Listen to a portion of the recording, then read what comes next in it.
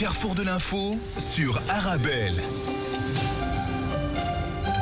Je vous le disais il y a quelques instants, infirmiers de rue qui appellent la région de Bruxelles-Capitale à mettre fin au sans-abrisme dans un mémorandum publié il y a quelques jours. Et pour nous en parler, nous avons le plaisir d'avoir avec nous Adrienne Van Vive, qui est responsable plaidoyer au sein de l'ASBL. Bonjour. Bonjour. Et merci d'être en direct avec nous sur Arabelle. Alors, on va rentrer directement dans le vif du sujet, si vous voulez bien. Tout d'abord, dresser un ou plusieurs constats, état des lieux du sans-abrisme chez nous un peu. Donc à Bruxelles, on a la chance, par rapport à d'autres villes en Belgique, d'avoir un état des lieux quantitatif de la problématique du sans-abrisme et du mal-logement, parce que tous les dedans, il y a un dénombrement qui est fait. En 2022, on a estimé à plus de 7000 personnes mal logées et sans-abri à Bruxelles, ce qui représente quand même une hausse de 19% par rapport à 2020. Une hausse qui est effectivement d'une part due à certaines crises qu'on a tous connues, qu'on a traversées. Ça va être la crise Covid, la crise énergétique, la crise avec la guerre en Ukraine. Maintenant, il y a la crise de l'accueil. Par contre, il est vrai que même si ces crises sont bien présentes et ont eu un impact sur les chiffres actuels de cette problématique-là, on voit que depuis 2008, le chiffre ne fait qu'augmenter. Donc il y a aussi d'autres raisons derrière l'augmentation de ces chiffres qui sont assez inquiétants. Il faut rappeler aussi que la Belgique est signataire de la déclaration de Lisbonne. Oui. Ça fait quelques années pour s'engager à combattre et à réduire le sans-abrisme pourtant. Oui, tout à fait. Maintenant, c'est vraiment une thématique qui est à l'agenda européen. C'est assez aussi exceptionnel d'en arriver là. Donc, il y a plusieurs États membres, dont la Belgique, qui ont signé cette déclaration avec vraiment l'objectif de mettre en place des mesures concrètes et structurelles pour mettre fin, ou en tout cas au moins réduire la problématique du sans-abrisme en Belgique.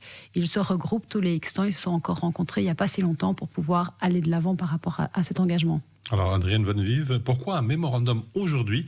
Pourquoi une telle démarche aujourd'hui ? Est-ce qu'on pense déjà que ça peut changer ? Alors on pense aux élections évidemment qui arrivent, qui sont là dans moins d'un an. Nous, notre mémorandum, il est fortement dirigé vers le gouvernement bruxellois, étant donné que la problématique du sans-abrisme s'adresse à des compétences qui sont gérées au niveau régional. Et effectivement, en amont de ces élections, on a la volonté de vouloir partager ce qu'on revendique, afin qu'on l'espère, certains partis politiques, en tout cas, s'intéressent à cette problématique et peut-être même intègrent nos revendications dans leur propre programme politique. Alors justement, dans le mémorandum, vous dites que la fin du sans-abrisme est possible et représente un choix politique. Alors, d'après vous, est-ce que c'est encore du domaine du réalisable ou encore un peu utopique dans le contexte actuel ? Alors pour nous, c'est réalisable. On est vraiment convaincus que la fin du sans-abrisme est possible. Sur le terrain, par exemple, l'infirmier de rue s'occupe vraiment des personnes les plus vulnérables, avec le plus de problématiques. Et on parvient à sortir ces personnes de la rue, donc on se dit que si c'est possible pour elles, on devrait pouvoir y arriver pour tout le monde. Par contre, il faut effectivement souligner que la question du sans-abrisme, elle est au carrefour de multiples compétences. Et donc, elle va être au carrefour de la politique sociale, de la politique santé, de la politique du logement, mais aussi de la politique migratoire, qui est à un niveau fédéral. Et donc, il est nécessaire, pour pouvoir y arriver aussi, qu'il y ait des collaborations, des ponts qui se fassent au sein d'une même région, mais aussi au sein de notre propre pays qui, malheureusement, a un système politique assez complexe. Oui. Alors, on va décliner ensemble, si vous le voulez bien, les différentes mesures que vous mettez en avant pour sortir de ce sans-abrisme. D'abord, on ne sort pas de la rue sans logement, l'accès prioritaire à un logement social. Oui, tout à fait. Donc il faut savoir que la question du sans-abrisme, c'est un problème d'accès au logement. La question de l'accès au logement est difficile pour un bon nombre de personnes de la population belge, parce qu'on se rend compte qu'il y a une réelle crise, si on peut encore appeler ça comme ça, mais en tout cas une certaine situation assez critique de la question du logement abordable, donc de moins en moins de logements abordables pour la majorité de la population bruxelloise. La raison pour laquelle on va viser ce public-là en particulier pour l'accès au logement social, c'est que c'est un public qui est extrêmement vulnérables, que ce soit en termes de santé physique, en termes de santé mentale, en termes de précarité financière. Donc on a vraiment des personnes qui ont un revenu qui est en dessous du seuil de pauvreté, qui vit avec un revenu isolé de 1200, 1250 euros, ce qui est en dessous donc, du revenu du seuil de pauvreté. On a un public qui est victime malheureusement de nombreuses discriminations, de par le fait qu'elles sont sans abri, de par le fait qu'elles ont des problèmes de santé mentale et de santé physique, ce qui fait qu'elles ne représentent pas le bon locataire, si on peut dire ça, qu'un propriétaire voudrait engager. Et toutes ces vulnérabilités font aussi qu'il y a un impact sur la morbidité, en tout cas. Donc on a des personnes qui, si elles vivent en rue, ont une espérance de vie de moins de 30 ans par rapport à la population moyenne. Donc on a des personnes qui vont vivre entre 45 et 55 ans par rapport à 75-85 ans dans la population moyenne. Et c'est pour ça, pour nous, qu'il est hyper important de trouver des accès prioritaire pour ces personnes-là, au vu de leur vulnérabilité et de tous les obstacles auxquels elles font face pour trouver un logement abordable et de qualité. À propos de logement, vous demandez qu'au moins 5% des logements sociaux soient réservés au sein des SIP, des sociétés immobilières de services publics, aux personnes sans abri. D'après vous, c'est possible, sachant on sait qu'il y a toujours un fort décalage entre l'offre et la demande, on le sait, de ces logements sociaux? Alors, il y a une marge de manœuvre, en tout cas, qui est encore permis pour les SIS, c'est-à-dire qu'elles ont la possibilité de mettre en place des dérogations, et c'est ceci qu'on demande, c'est vraiment cet accès prioritaire-là.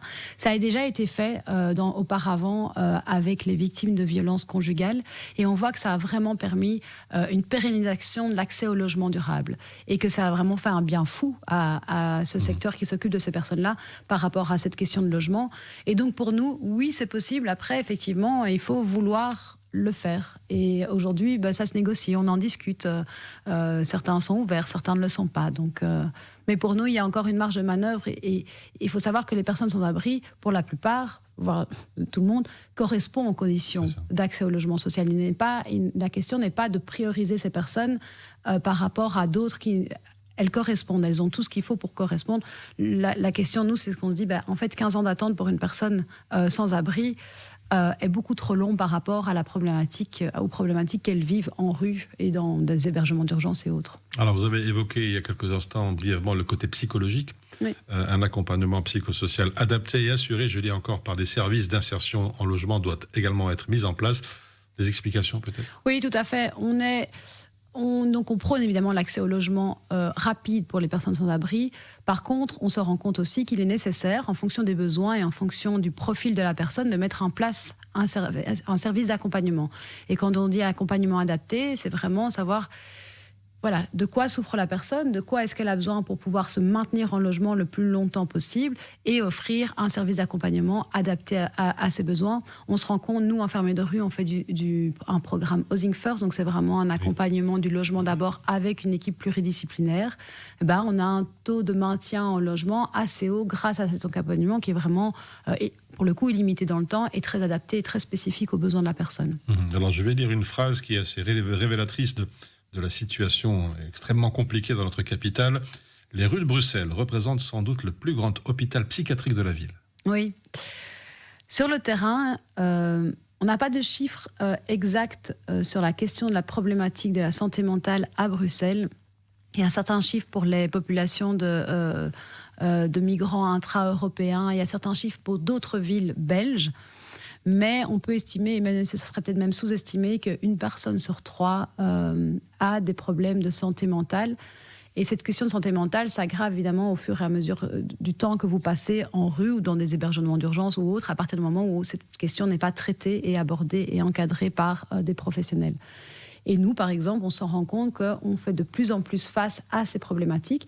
Il y a aussi cette problématique s'est accentuée notamment avec le Covid. On l'a bien vu, la question de mal-être, les questions de dépression et autres. Et c'est aussi le cas vraiment avec les personnes sans abri. Et aujourd'hui, on est vraiment parfois démunis par rapport à ces problèmes de santé mentale. Et nos équipes n'ont pas toujours tous les outils, toutes les compétences pour pouvoir traiter au mieux toutes ces problématiques. Il n'est pas nécessaire de dire qu'il y a urgence aujourd'hui. On va le dire quand même, il y a urgence. Il y a urgence, oui. Il y a urgence tant par les chiffres que par les profils aussi qu'on voit en rue. On voit une diversification du profil des personnes sans abri.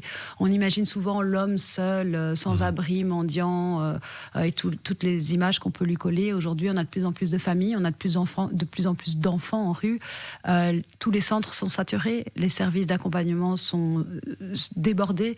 Et donc, il y a vraiment une incapacité de l'ensemble du secteur à faire face à la problématique tellement elle est énorme. Alors, c'est le principal souci dans pas mal de problématiques à Bruxelles. Le nerf de la guerre, c'est encore et toujours les moyens, justement. Alors, comment augmenter des financements pour prendre en charge toutes ces personnes ? Alors, on a eu de la chance que c'est sous cette législature, il y a vraiment eu, on va dire, un renforcement des moyens alloués aux services d'aide et d'insertion pour les personnes sans abri. Malheureusement, il y a toujours un déséquilibre où le politique a du mal à sortir de l'urgence. Et on ne peut pas le blâmer, cette législature a connu de nombreuses crises, comme on le disait auparavant, ce qui fait qu'il y a toujours un déséquilibre entre ce qui va être octroyé à l'urgence et ce qui va être octroyé à l'insertion. Ici, l'idée n'est pas de mettre en compétition les deux, parce qu'on aura toujours besoin de l'urgence, on a besoin d'insertion, mais il est important de toujours aussi un maximum renforcer tous les services qui vont faire de l'insertion. Parce que de nouveau, comme on le disait, on peut, autant qu'on veut remplir des centres d'urgence, on peut mettre davantage de lits. S'il n'y a pas de porte de sortie et s'il n'y a pas moyen de sortir de ces centres d'urgence, c'est de l'argent, entre guillemets, qu'on pourrait perdre. Il faut, de plus en plus, en tout cas, on pense, renforcer tous les services d'insertion. Quelques mots de ce que vous dites, une approche intégrée, transversale et coordonnée pour avoir plus de concret et de résultats sur le terrain. Bah oui, comme je le disais auparavant, en fait, la problématique du sans-abrisme, elle est vraiment au carrefour de multiples compétences. Aujourd'hui, elle est entre les mains du ministre Marron et de la secrétaire d'État Benamou, qui viennent de deux partis différents. Et même s'il y a des collaborations qui se font, eh ben, c'est toujours tout de même un petit peu compliqué. Et donc nous, on prône vraiment pour qu'il y ait un et même une seule personne qui aurait les deux compétences pour le gouvernement prochain, en espérant que cette personne pourra alors plus facilement créer des ponts entre les deux champs de compétences et plus facilement mettre en place des choses qui pourraient aider à la lutte contre le sans-abrisme. La région de Bruxelles-Capitale devrait, selon vous, prendre ce dossier à bras-le-corps pour avoir un plan, disons, plus clair, pour éviter un flou artistique, un plan stratégique, chiffré, de prévention, de lutte contre le sans-abrisme. C'est comme ça qu'on peut faire avancer les choses? En tout cas, c'est comme ça qu'on l'a vu que dans d'autres pays, ça se faisait, ça se passait. Donc il y a vraiment un plan qui est mis en place, souvent au niveau national. Ici, comme toujours, on est dans un système politique un peu plus complexe qui ferait qu'il faudrait un plan national qui soit après, on va dire, répercuté sur les différentes régions pour que ce soit un plan interfédéral finalement, mais que chaque région ait son propre plan. Bruxelles est en train de travailler sur un plan qui est dénommé à l'heure actuelle le master plan. Il est en cours de rédaction. Maintenant, il faudrait vraiment que une fois que celui-ci soit élaboré, c'est vraiment un plan chiffré avec des mesures concrètes, avec différents axes d'action. Il faudrait que Bruxelles s'en empare et l'adopte de manière ambitieuse afin de pouvoir répondre justement à cet engagement aussi de la Belgique de mettre fin au sans-abrisme d'ici 2030. Alors, on va parler maintenant, si vous le voulez bien, Adrienne Van Vive, de votre ASBL, infirmier de rue. Votre travail au quotidien, vos principales missions? Donc, la mission d'infirmier de rue, c'est vraiment la réinsertion des personnes sans abri à Bruxelles, avec en priorité les publics les plus vulnérables. Qu'est-ce qu'on entend par plus vulnérables? Ce sont les personnes qui cumulent différentes problématiques, des problématiques de santé mentale, santé physique, d'assuétude aussi souvent, et qui ont un long parcours de vie en rue. Et donc notre objectif, c'est de réinsérer ces personnes en logement à travers le programme Housing First, donc vraiment l'idée, le logement d'abord, on traite ce qu'il faut traiter par la suite. Donc ça, c'est la mission d'infirmier de rue. Quelques mots de vos équipes, aussi de vos moyens? Oui, alors notre équipe est divisée, on va dire, entre une équipe terrain et puis après il y a tout ce qui est communication, sensibilisation, formation.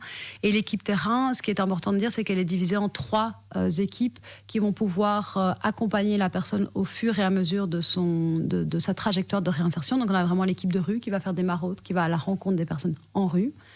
Une fois qu'on a trouvé un logement, je raccourcis un peu, mais une fois qu'on a trouvé un logement pour une des personnes qu'on a accompagnées en rue, elle sera suivie par l'équipe logement qui va vraiment continuer à s'assurer que tout soit en ordre au niveau social, au niveau médical, s'assurer que la personne arrive à se maintenir en logement par de la gestion budgétaire ou par la gestion du voisinage et autres. Et enfin, on a une équipe assez nouvelle qui, elle, va plutôt travailler sur le bien-être et le développement personnel de ces personnes qui sont vraiment stabilisées en logement. Alors, pour soutenir, par exemple, votre ASBL, comment faire? Plein de façons différentes. D'abord, on recherche toujours des bénévoles. Donc, il y a toujours moyen d'être bénévole aussi bien dans de la communication, d'être traducteur. Il y a moyen d'être bénévole sur le terrain. On a des personnes qui rendent visite toutes les 2 semaines à des personnes qui sont relogées, d'être bénévole sur le terrain. Donc, ça, c'est vraiment c'est une grande force aussi de la SBL, c'est de pouvoir compter sur ces dizaines de bénévoles. Une autre possibilité, c'est effectivement de contribuer de manière financière. Et donc là, il y a la possibilité de faire des dons. On a souvent des campagnes de crowdfunding. Donc à partir de 40 €, le don est déductible fiscalement. Et enfin, juste soutenir, devenir ambassadeur de la cause en partageant sur les réseaux sociaux nos messages le plus largement possible. Ça aide aussi. Justement, le message à faire passer, le mot de la fin, disons, pour sensibiliser encore un peu plus à cette problématique. Et on voit déjà l'hiver qui approche. Oui, alors on voit l'hiver qui approche, on voit que la situation est malheureusement déjà catastrophique en amont de l'hiver, et donc ça va malheureusement pas aller en s'améliorant. Ce qu'il faut se dire ici, c'est que je pense que chaque citoyen peut déjà contribuer d'une manière ou d'une autre, ne serait-ce qu'un bonjour ou un sourire dans la rue, ça change beaucoup pour les personnes qui sont en rue, qui se sentent malheureusement très invisibles. La question du sans-abrisme est devenue quand même une sorte de banalité dans nos sociétés, malheureusement. Donc il y a moyen de contribuer à des petites échelles. Par contre, ici, voilà, ce qu'il faut se dire, c'est il faut pouvoir aussi, à son échelle, faire pression sur le politique. Donc votre vote en mai 2024 aura son importance aussi si vous voulez voir un changement dans tout ce qui est sans-abrisme et mal logement à Bruxelles. Voilà, c'était donc la conclusion d'Adrienne Van Vive. Je rappelle que vous êtes responsable plaidoyer au sein de l'ASBL Infirmiers de rue. Merci d'avoir été avec nous. Un tout grand merci. Et on se retrouve dans quelques instants pour la deuxième partie de votre Carrefour de l'info.